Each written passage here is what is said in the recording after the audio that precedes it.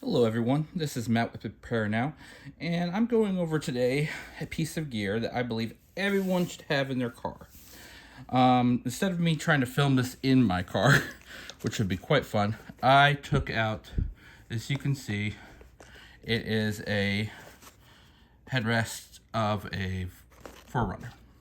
So this is an IFAK. Let's just go back a second.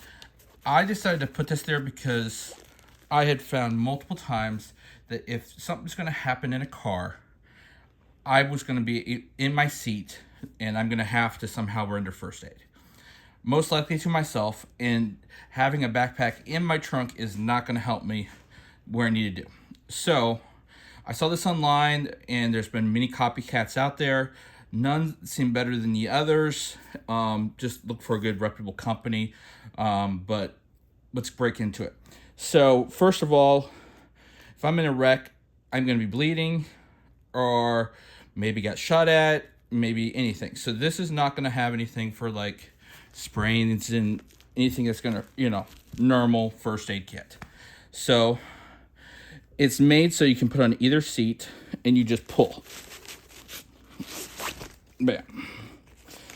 I added trauma shears and a cat tourniquet to it.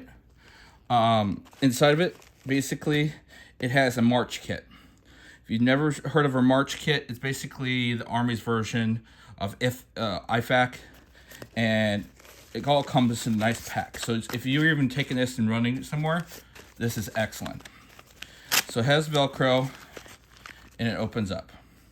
I've added some things, but basically, in this IFAK, I've added anything that's waterproof.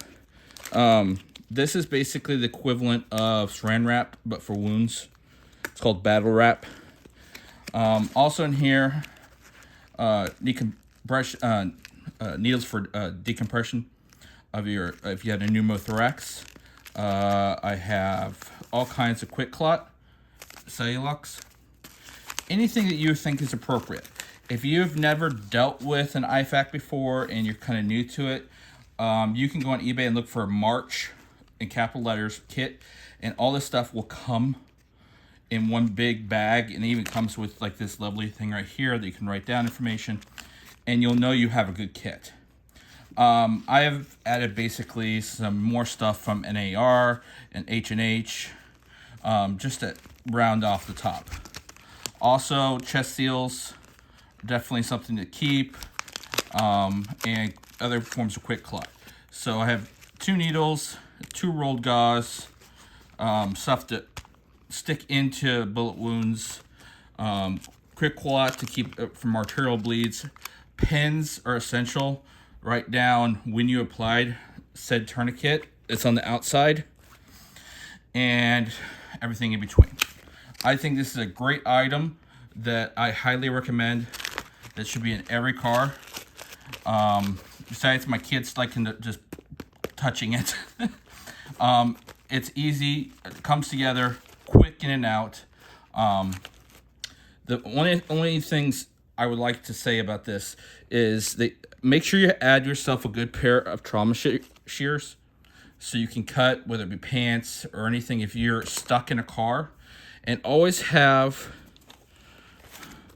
a tourniquet or tourniquets, multiple, on the outside, not on the inside, not tucked away. So this is the easiest you can grab. It's already preset for me because time is money, if you understand what I mean. They do come with loops where you can put stuff like tourniquets, but I felt that was not necessary. This doesn't come with it. Some do, so you can go stealth if you wanted to, but this is pretty smooth. The only thing I've had is my wife sometimes says that this Velcro gets in her hair. But honestly, for what you got, I always store it in my passenger seat next to me, and I've grabbed it multiple times in car wrecks, and it's helped a lot. I still, of course, keep a big first aid in the back, but when you have seconds and you can't get out of your car, and let's just say some idiot decided to rob you and you sped off but got shot in the leg, this is what you want to take care of stuff while you're driving your ass to the hospital. Excuse my language. But other than that, You have any questions, free to answer anything, just leave comments below.